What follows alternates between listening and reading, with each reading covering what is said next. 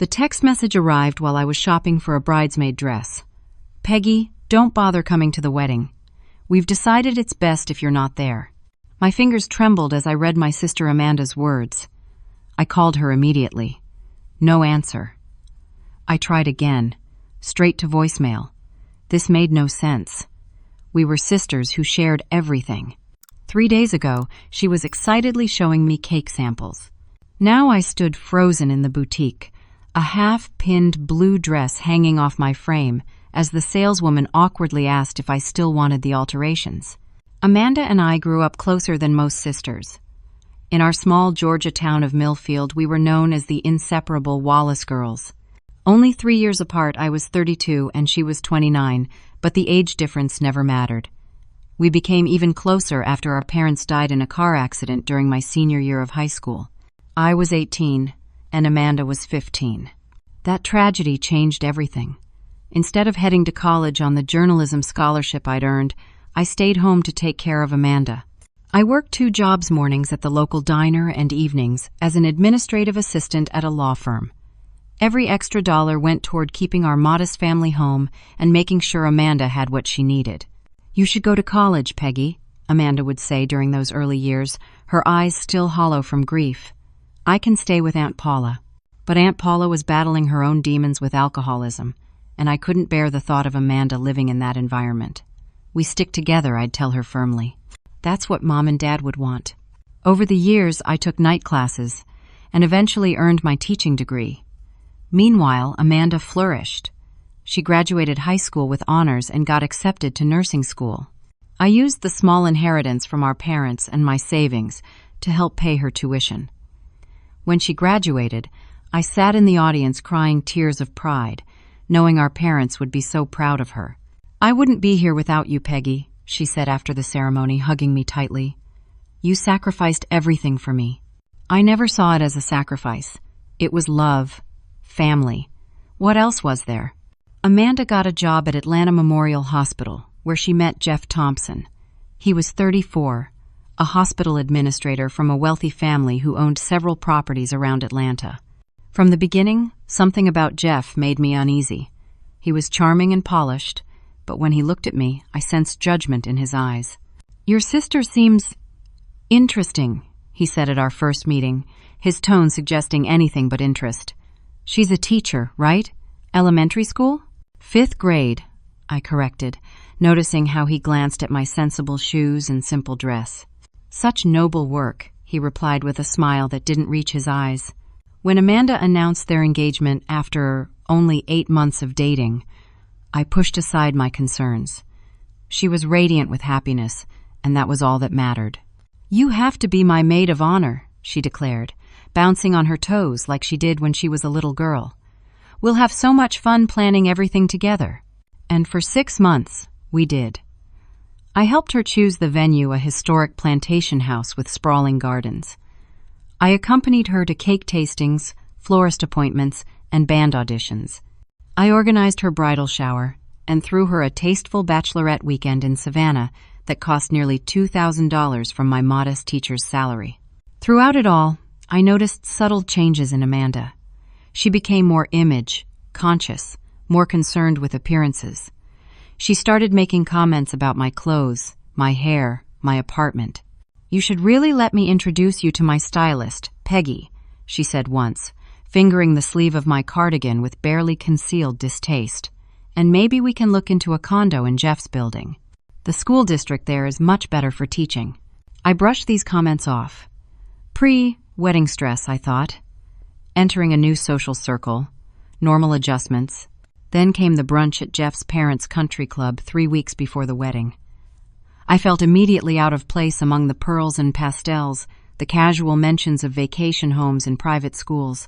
Jeff's sister Tiffany seemed particularly determined to highlight my outsider status. "So you never married, Peggy? Never even got close?" she asked loudly over her mimosa. That must be so freeing. I noticed Amanda didn't defend me. In fact, she changed the subject with a practiced laugh. That evening, I received a call from the wedding planner confirming a change in the bridesmaid dresses. "I didn't approve any changes," I said, confused. "Oh, I thought you knew," the planner replied awkwardly. "Amanda called yesterday. She said the original blue doesn't photograph well. We've switched to blush pink." Amanda hadn't mentioned this to me at all. The next day came the boutique appointment to fit the new dress, and then her text message that changed everything. I left the shop in a daze and checked social media on a hunch. There it was, Amanda had posted new pre-wedding photos. She was surrounded by bridesmaids in blush pink, with Tiffany prominently positioned beside her, wearing a slightly different dress, the maid of honor dress. Amanda had not only uninvited me from her wedding, she had replaced me with Jeff's sister. And from the date stamp on the photos, this decision had been made at least a week ago. The wedding was still happening, but I had been erased from it. The next morning, I drove to Amanda's apartment, determined to get answers face to face. She shared the place with her friend Susan from nursing school, though she spent most nights at Jeff's luxury condo downtown. When I arrived, her car wasn't there, but Susan's was. Susan opened the door looking uncomfortable, her eyes darting over my shoulder as if expecting someone else. "She's not here, Peggy," she said, blocking the entrance. "Where is she? I need to talk to her." Susan sighed and reluctantly stepped aside. "She's staying at Jeff's until the wedding. She asked me not to tell you." I entered the familiar apartment, noticing Amanda's wedding planning binder was gone from the coffee table. The refrigerator where we'd displayed paint swatches for bridesmaid dresses was now bare except for a save, the date card magnet for the wedding. "Susan, please tell me what's going on." "Amanda won't answer my calls. She sent me a text saying not to come to the wedding. This doesn't make any sense." Susan twisted her hands together, clearly torn. "I shouldn't get involved. We've known each other for years," I pleaded. "You know how close Amanda and I are." "Were?" Susan corrected, then looked guilty. "Look, I'm sorry, but Jeff convinced Amanda that you've been jealous of her relationship and trying to sabotage the wedding." The accusation was so absurd that I laughed. "What? I've been helping with every detail. I've spent thousands on pre-wedding events." Susan walked to her bedroom and returned with her phone. "They have evidence, Peggy." She showed me screenshots of text messages supposedly from my phone number to various vendors, canceling services for the wedding. "I never sent these," I said, examining the messages more closely. "The wording wasn't mine, and some were sent at times when I was teaching my class. These are fake. Jeff has friends in tech. He showed Amanda how to check if they really came from your number." My stomach dropped as I realized what was happening. And she believed this? Without even asking me? Susan looked away. "Jeff's been working on her for months, Peggy. Little comments here and there about how you seem resentful, how you try to control her life. When these texts showed up, it confirmed what he'd been saying.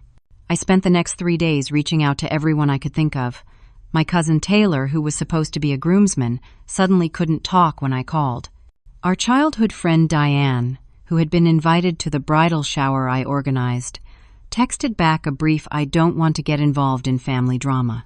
Finally, desperate for answers, I drove to the sprawling Tudor home of Jeff's parents in Buckhead.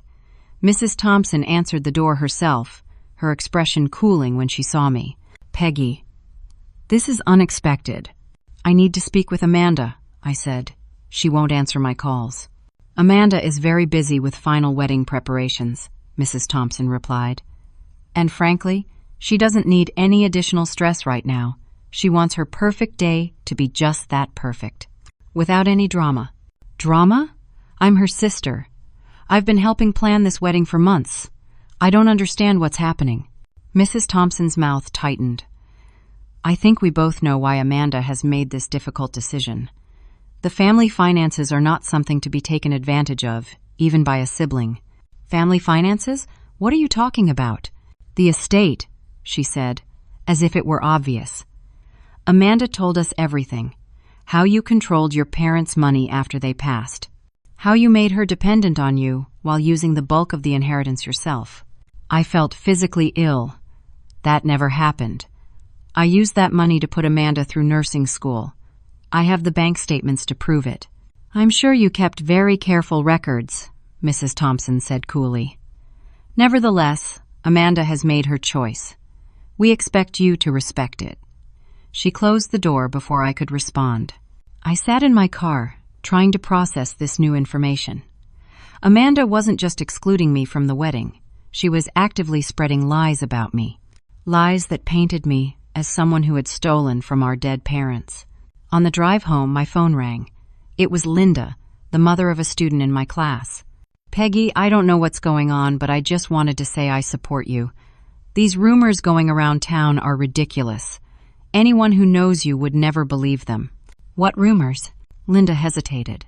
"About you stealing your parents' money and trying to ruin your sister's wedding because you're jealous she's getting married and you're still single. Some parents are even talking about requesting their kids be moved to different classes." The systematic destruction of my reputation had begun, and my sister was at the center of it. The principal called me into his office the next day. Behind his desk, Mr. Harrington looked uncomfortable, fingers steepled together. "Peggy, I've known you for 8 years as an exemplary teacher, but I've received some concerning calls from parents." "This is about the rumors," I said flatly. He nodded.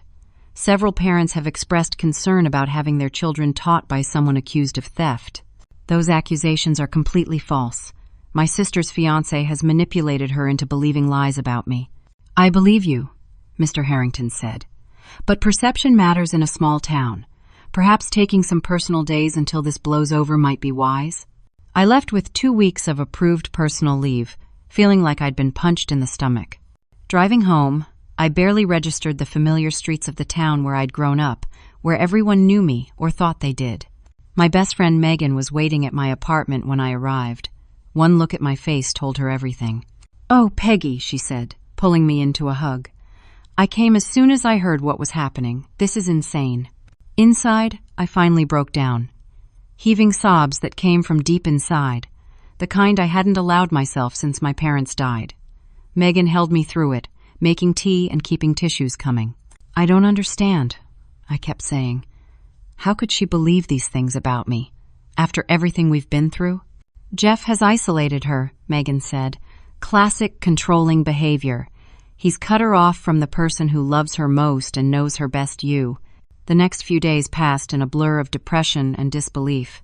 I barely ate or slept. Megan stayed with me, fielding calls and bringing groceries. She forced me to shower when I would have been content to lie in bed staring at the ceiling. On the 4th day, she pushed me to take action. "We need evidence, Peggy. Proof that you supported Amanda and didn't steal anything." We spent hours digging through old file boxes in my storage closet. I found bank statements showing regular payments to Amanda's nursing school, tax returns where I claimed her as a dependent, letters from Amanda herself, thanking me for my support. "Thank you for the extra money this month," one note from her sophomore year read. "I know you're working overtime to make this happen for me. I promise I'll make you proud." I compiled everything into a detailed email, scanning documents as attachments. I wrote a heartfelt message reminding Amanda of our history, of all we'd overcome together. I ended with a simple plea. "Please talk to me. I love you." 3 hours later, I received a 1-line response. "Stop contacting me or I'll get a restraining order." That night, while Megan was out getting dinner, someone's spray painted "thief" across my apartment door in bright red letters. My landlord called the next day saying he'd received complaints from other tenants about my criminal activities. He suggested I might want to look for other housing options when my lease ended next month. I was spiraling, unable to eat or sleep properly. Megan finally convinced me to see her therapist, Dr. Jordan, who diagnosed situational depression and anxiety. "What your sister and her fiancé are doing is a form of gaslighting and emotional abuse," Dr. Jordan explained during our 3rd session. "They're not just excluding you from a wedding. They're systematically destroying your reputation and support system." "But why?" I asked, the question that had been tormenting me. "What does Jeff gain from this?" "Control," Dr. Jordan said simply. "People like Jeff isolate their partners from family and friends who might notice and object to their controlling behavior. You're Amanda's closest connection and biggest supporter.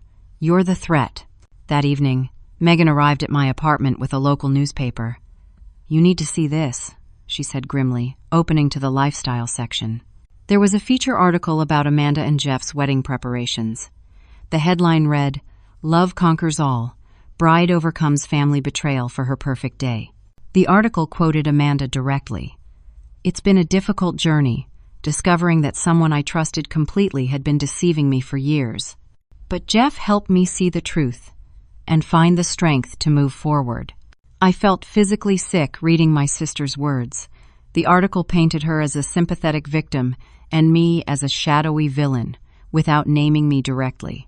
"This is a full-scale character assassination," Megan said, her voice tight with anger. "They're destroying your life, Peggy. Your reputation, your career, your home." I looked around my small apartment, where Amanda and I had shared countless movie nights and heart talks, where I'd helped her study for nursing exams and she'd comforted me after bad dates. Now it felt contaminated, no longer safe. "I can't stay here," I whispered. "You need a complete break," Dr. Jordan said firmly in our emergency session the next day. "Physical distance from this toxic situation." "I can't just leave," I protested weakly. "My job, my apartment." "Your job has already given you leave, and your apartment no longer feels safe. Meanwhile, your mental health is deteriorating rapidly." I knew she was right. I'd lost 8 pounds in 2 weeks. My hands shook constantly. I jumped at every text notification, every knock at the door. This wasn't sustainable. That evening, Megan came over with her laptop. "I have an idea," she announced, a determined gleam in her eye. "You have savings, right? The money you've been putting aside for a house down payment?" "About $12,000, I confirmed." "Why?" "Because you're going to use it for healing instead." She turned her laptop toward me, showing a travel website. Hawaii, specifically Kauai, the Garden Island. My cousin went there after her divorce and said it literally saved her soul. "I can't go to Hawaii," I said automatically. "Why not?" "Give me one good reason that isn't about Amanda, or this town, or what people will think." I couldn't. "The wedding is in 10 days, Megan continued. "You're going to be a wreck if you stay here, jumping every time your phone rings, wondering what's happening. Instead, you could be on a beach, thousands of miles away, healing." The idea took root in my mind, growing stronger by the minute. A complete escape. Somewhere beautiful, where nobody knew me or had heard vicious rumors about me. What about my phone? Amanda or Jeff might escalate things while I'm gone. "Leave it here. I'll check it periodically. Buy a cheap disposable phone for emergencies." 2 days later, I boarded a plane to Kauai with a small suitcase and my old digital camera. My smartphone remained in Megan's custody, and I carried a $20 flip phone for emergencies. The sensation of disconnecting from my problems was both terrifying and liberating. The flight was long, and I slept fitfully, my dreams troubled by images of Amanda turning away from me, of doors closing in my face. But when we began our descent into Lihu Airport, I pressed my face against the window and gasped. The island below was a vision of emerald green mountains and turquoise waters, so vibrant it almost hurt to look at. I had booked a modest room at a beachfront resort, using an online deal Megan found. It wasn't luxury, but it had a small balcony overlooking the ocean and was within walking distance to shops and restaurants. That first evening, I sat on the sand watching the sunset, letting the warm breeze wash over me. For the first time in weeks, I took a full breath that didn't catch in my throat. The next morning, I signed up for a beginner's surf lesson, something completely out of character for cautious, responsible Peggy Wallace. "First time in Hawaii?" asked the instructor, a tanned man around my age with sun, bleached hair, and laugh lines around his eyes. His name tag read Tyler. "First time, anywhere in a long time," I admitted. "Well, you picked the right place to start," he said with a warm smile. "The ocean has a way of washing away whatever's troubling you." I was terrible at surfing. I fell constantly, swallowed seawater, and managed to stand up for exactly 2 seconds before crashing spectacularly. But I also laughed for the first time in weeks, a genuine, spontaneous laugh that surprised me with its existence. "Not bad for a first-timer," Tyler said as we returned our boards. "You've got grit." "Or just a hard head," I replied, wringing salt water from my hair. "Same thing, really," he grinned. "You coming back tomorrow?" I found myself nodding. Over the next 3 days, I developed a routine. Morning surf lessons with Tyler, Afternoons exploring the island or reading on the beach, evenings watching the sunset. I discovered that Tyler, too, was something of a refugee. He'd left his corporate job in Seattle 5 years ago after a family estrangement. My father wanted me to take over the family business, he explained as we sat on the beach after my 4th lesson. When I refused, he basically disowned me, said I was dead to him. That's awful, I said. Have you reconciled? Not exactly, but I stopped letting it destroy me. He drew patterns in the sand with his finger. I realized I could either be consumed by his rejection or build a life that made me happy regardless. I chose the second option. His words resonated deeply. For the past 3 weeks, I had allowed Amanda's betrayal to consume me, to define every moment of my existence. The day before the wedding, I deliberately kept myself busy. I booked an all-day tour of the Waimea Canyon, known as the Grand Canyon of the Pacific.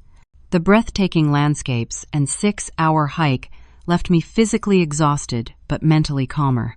That evening, I treated myself to dinner at the resort's oceanfront restaurant.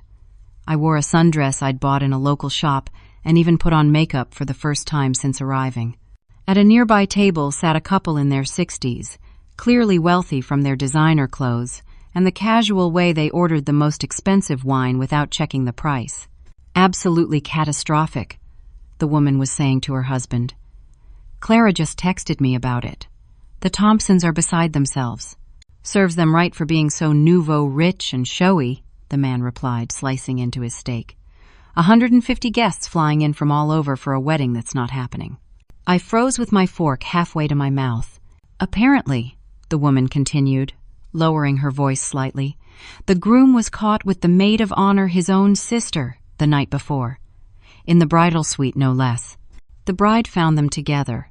No, not actually together, the man asked, suddenly interested. That's what Clara said.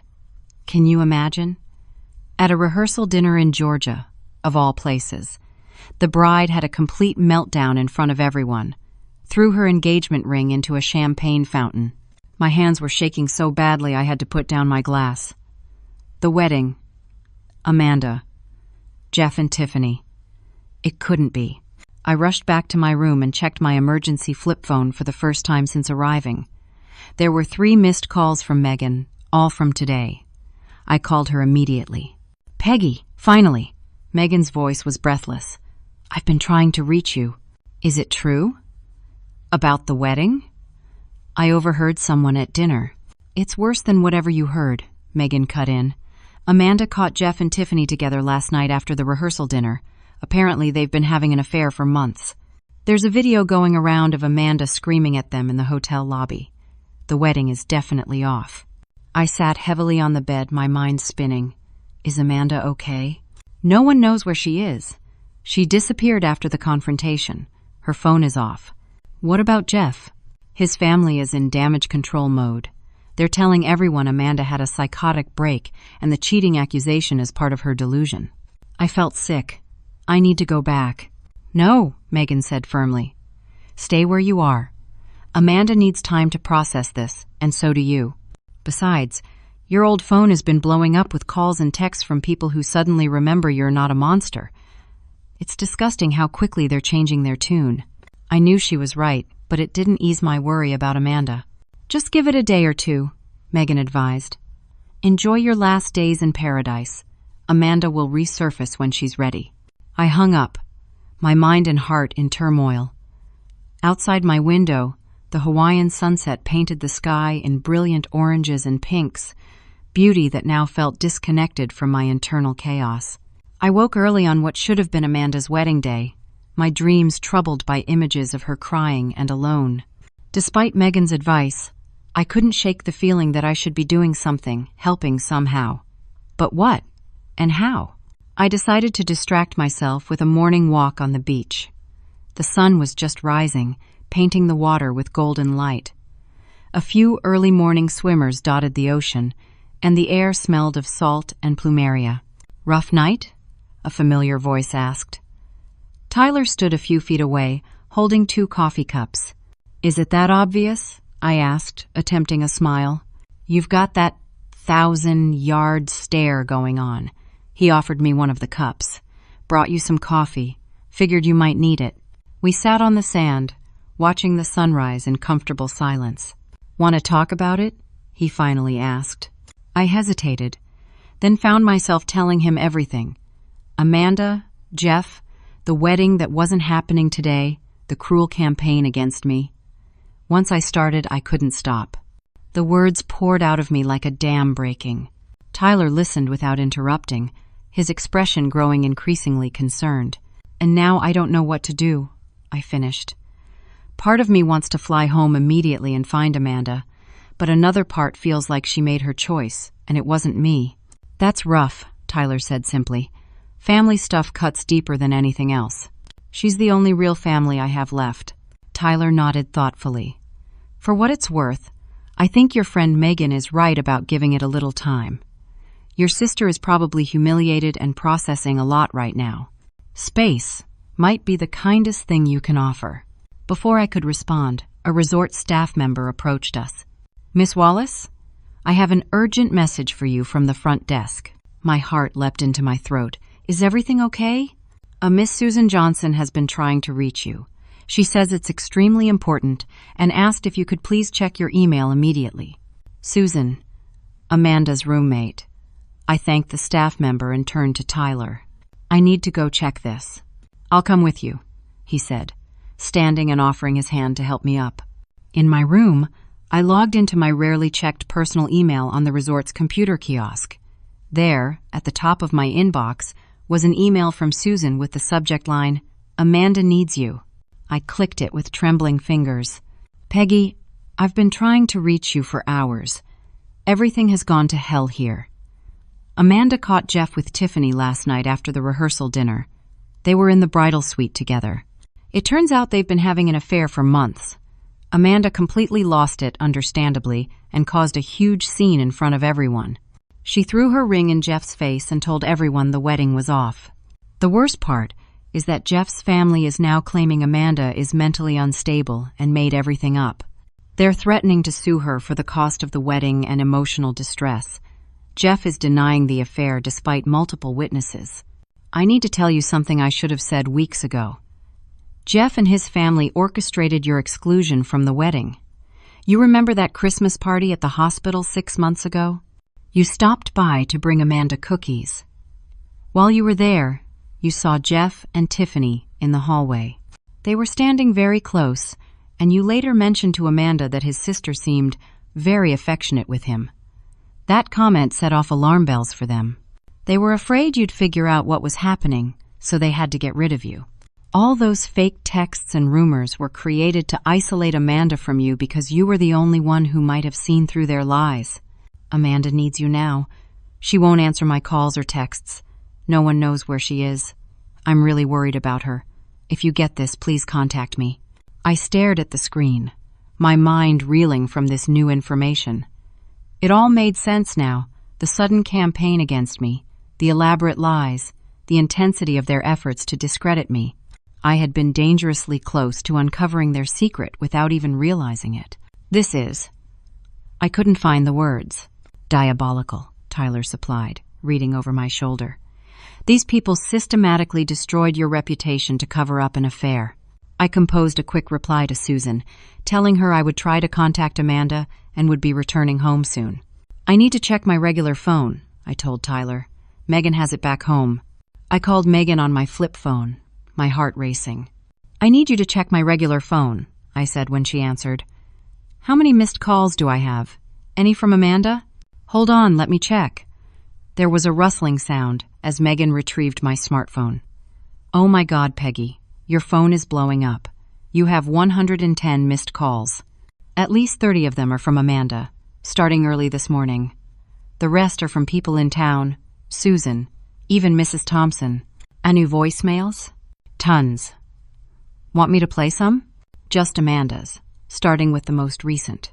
Megan put her phone on speaker and played Amanda's last voicemail, recorded just an hour ago. Peggy, please. Amanda's voice was raw, as if she'd been crying for hours. I know you hate me right now, and you have every right to. I believe terrible lies about you. I let Jeff convince me you were jealous and trying to ruin things. I was so stupid. Please call me back. I need my big sister." The message ended, and I felt tears streaming down my face. "Play another one," I requested. The next voicemail was from 4 hours earlier, around midnight Hawaii time. "I don't even know if you're getting these," Amanda sobbed. "No one knows where you are. Megan won't tell anyone. I don't blame her for protecting you after what I did. God, Peggy, I'm so sorry. Everything was a lie. Jeff was using me to get hospital connections for his family's business. He never loved me. He was sleeping with Tiffany the whole time. They made me believe you were trying to sabotage everything when you were the only person truly on my side. Please forgive me." I couldn't listen to any more. The pain in Amanda's voice was unbearable. "I need to go home," I told Megan. "Can you book me on the next available flight?" "Already looking," she replied. "There's one tomorrow morning with a layover in Los Angeles. I'll send you the details." After hanging up, I sat in stunned silence, trying to process everything. Tyler put a comforting hand on my shoulder. "Sounds like you're heading home," he said gently. "First thing tomorrow," I confirmed. "I should start packing. Let me help. And then maybe we can grab dinner? Might be good to talk through what you'll say when you see your sister." I nodded gratefully. "Thank you for everything." As I began gathering my things, I realized I was no longer filled with anger toward Amanda. Instead, I felt a profound sadness for both of us, for all we'd lost, for the pain we'd endured, for the trust that had been shattered. But beneath that sadness was a flicker of something else. Hope. Hope that we might find our way back to each other. During my layover in Los Angeles, I used an airport charging station to check my email again. There was another message from Susan, sent just hours ago. "Jeff's family is escalating things. They're claiming Amanda knew about Jeff and Tiffany's relationship and approved of it, but had a breakdown when faced with public scrutiny. They're painting her as unstable, and saying the alleged affair was actually a consensual arrangement gone wrong. Several wedding guests have contacted Amanda, saying the Thompsons' lawyer reached out asking for statements about her erratic behavior in recent months. She needs legal help, Peggy, and she needs you." I was furiously typing a response when my phone buzzed with a text from an unknown number. "This is Blake Thompson, Jeff's cousin. Don't trust anything Amanda says. She's unstable and dangerous right now. She threatened my family. Stay away from her for your own safety." My blood ran cold. They were trying to isolate Amanda again, this time using me. I blocked the number immediately and called Megan. "Have you heard from Amanda today?" I asked as soon as she answered. "Yes, about an hour ago. She called asking if I'd heard from you." "She sounded terrible, Peggy. I told her you were on your way home." "Did she say where she is?" "She's been staying at a motel outside town. She's afraid to go to her apartment because Jeff has a key, and she doesn't want to see anyone from the wedding. Text her that I'll be arriving at 8 tonight and to meet me at my place." The second flight felt interminable. I alternated between anxiety about Amanda and rage at Jeff and his family. How dare they try to destroy my sister's reputation to cover their own disgusting behavior, the same way they'd tried to destroy mine. By the time we landed in Atlanta, my protective big sister instincts were in full force. I took a cab straight from the airport to my apartment, praying Amanda had gotten Megan's message. As the taxi pulled up to my building, I saw a figure sitting on the steps outside. Even from a distance, I could tell it was Amanda. She looked small, hunched over, nothing like the confident bride, to be of a month ago. I paid the driver and approached slowly, unsure of what to say after everything that had happened. Amanda looked up as I neared, her face pale and drawn, dark circles under her red-rimmed eyes. For a moment, we just stared at each other, 3 weeks of pain and betrayal hanging in the air between us. Then Amanda spoke, her voice barely above a whisper. "I don't even know how to begin to apologize." I set down my suitcase. "Let's go inside. We have a lot to talk about." She followed me silently up the stairs. My door had been repainted, I noticed. Megan must have taken care of the graffiti. Inside my apartment, everything looked exactly as I'd left it, yet somehow different. Or maybe I was the one who had changed. Amanda stood awkwardly in the middle of the living room, arms wrapped around herself as if for protection. "You disappeared," she said. "No one knew where you were, I thought." Her voice broke. "I thought you might have done something terrible because of what I did to you." "I went to Hawaii," I said simply. "I needed to get away." "Hawaii," she repeated, a ghost of a smile crossing her face. "That's so unlike you, Peggy. You never do anything spontaneous." "Yeah, well, having your sister destroy your life changes a person." The words came out harsher than I intended, and Amanda flinched. "I deserve that," she whispered, tears spilling down her cheeks. "I deserve all of it. What I did to you was unforgivable." "Why, Amanda? Why did you believe such horrible things about me without even talking to me first?" She sank onto the couch, her shoulders slumped in defeat. "Jeff started small, little comments about how controlling you could be, how you always wanted to make decisions for me. At first, I defended you. But then he'd point out examples, how you suggested the venue, how you had opinions on everything. He said you resented that I was getting married when you were still single. That's ridiculous. I was helping because you asked me to." "I know that now," she said miserably. "But Jeff was persuasive. He'd say things in a way that made me question myself, my memories. Then his family joined in, talking about how unusual it was that you'd given up your future to raise me. They suggested you'd done it to control me, to make me dependent on you. "I did it because I love you," I said, fighting to keep my voice steady. "Because we're family." "I know." Fresh tears streamed down her face. When those texts to the vendors showed up, Jeff acted so concerned, so supportive. He said we needed to protect the wedding from your jealousy. By then, I was completely under his influence. I believed you were trying to sabotage my happiness. And the lies about me stealing from our parents? Amanda looked genuinely confused. "What? I never said that. Jeff's mother told me you said I controlled our parents' money and used the inheritance for myself." "No," Amanda gasped. "I never said anything like that. I told them you used your own savings to help put me through nursing school. They must have twisted that completely." A new realization dawned. They were manipulating both of us, telling each of us different lies about the other. Amanda nodded slowly. Classic divide and conquer. Keep us too angry at each other to compare notes. "Susan told me why they targeted me," I said. "That Christmas party at the hospital. I saw Jeff and Tiffany together and mentioned they seemed very affectionate." "I remember that," Amanda said. "Jeff got so defensive afterward, said you were reading into things, that you were judgmental of his close relationship with his sister." She laughed bitterly. "Close relationship. God, I was blind." "Tell me what happened at the rehearsal dinner," I said gently. Amanda took a shaky breath. Everyone was at the hotel. After the dinner, I realized I'd left my vows in the bridal suite. I went up to get them and found Jeff and Tiffany together. They didn't hear me come in. Her voice caught. It was obvious they'd done this many times before. I just stood there frozen until Tiffany saw me. And then, she shuddered at the memory. "You don't have to tell me the details," I assured her. "No, I need to say this." Instead of apologizing, Jeff immediately started gaslighting me. Right there, with his sister standing beside him, half-dressed. He said I was overreacting, that I was seeing things that weren't there. When I screamed at him, he told me I was having a psychotic break, that we should discuss this with his parents. She wiped angrily at her tears.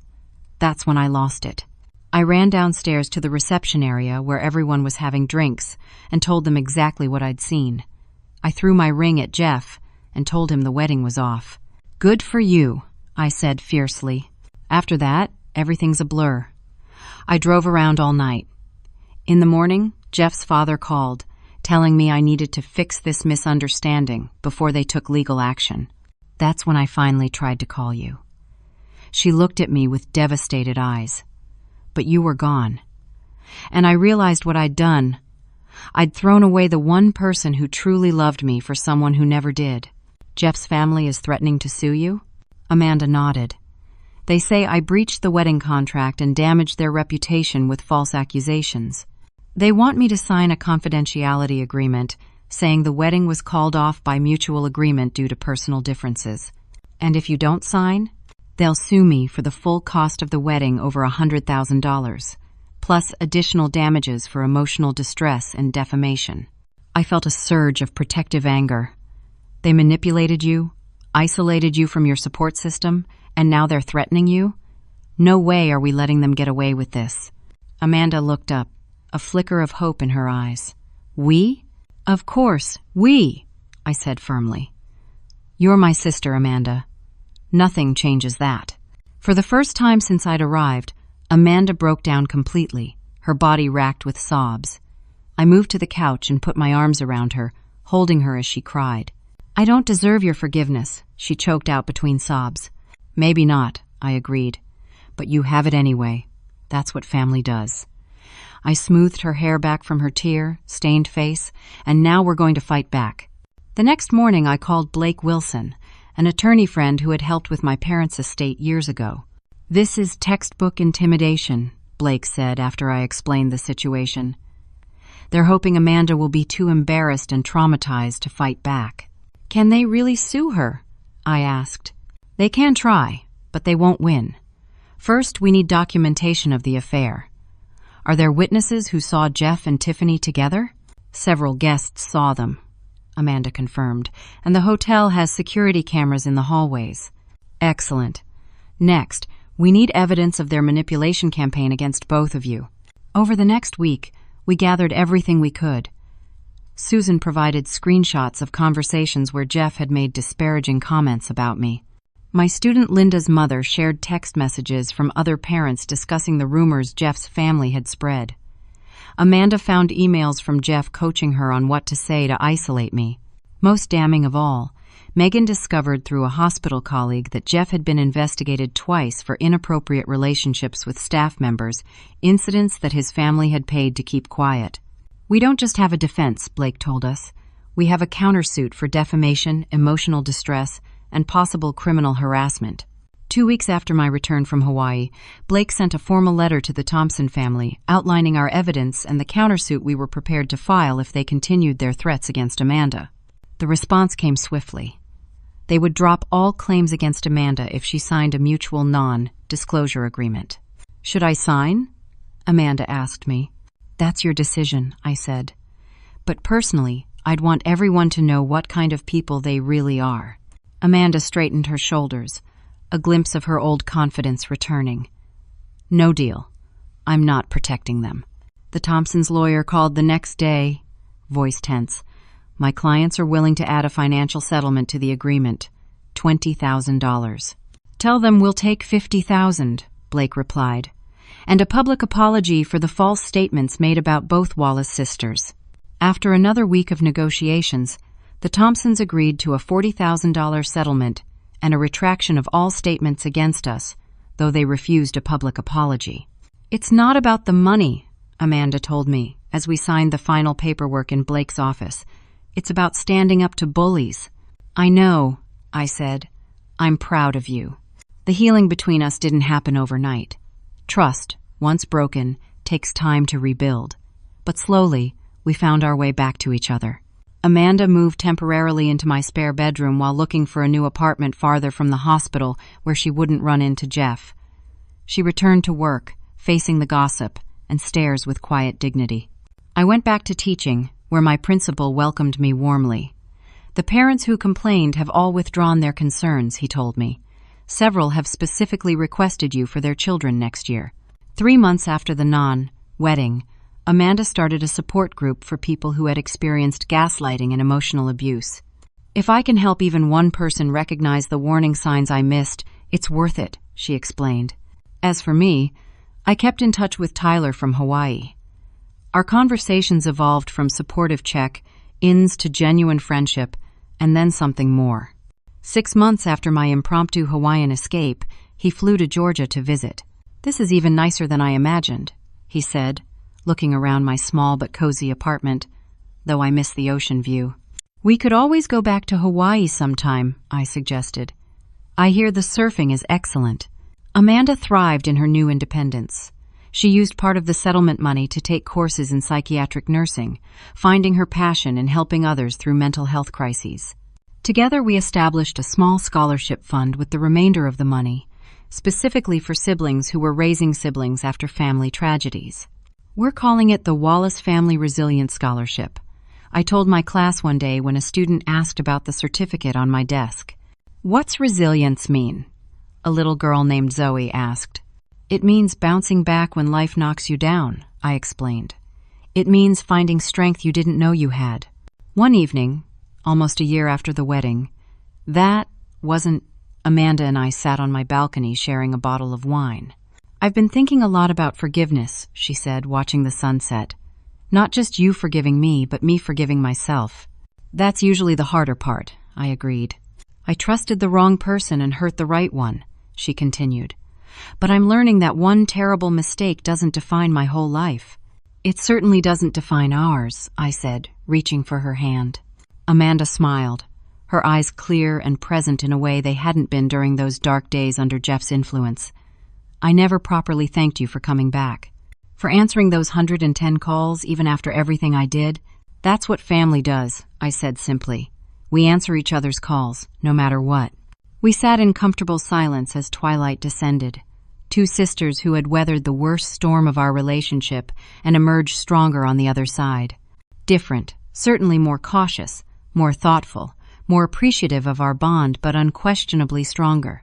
I realized then that the true lesson wasn't about betrayal or even forgiveness. It was about the courage to rebuild what was broken, to fight for the relationships that matter most, and to recognize that sometimes the family we need is the one that's been there all along. Have you ever had to forgive someone who deeply hurt you? Or needed forgiveness yourself? I'd love to hear your stories in the comments below. Sometimes, sharing our experiences helps others going through similar situations. If this story resonated with you, please like and subscribe to hear more real stories about family, forgiveness, and finding your way forward after betrayal. And if you know someone who might benefit from this message, please share it with them. Thank you for listening. And remember, true family answers the call, no matter how many times it takes.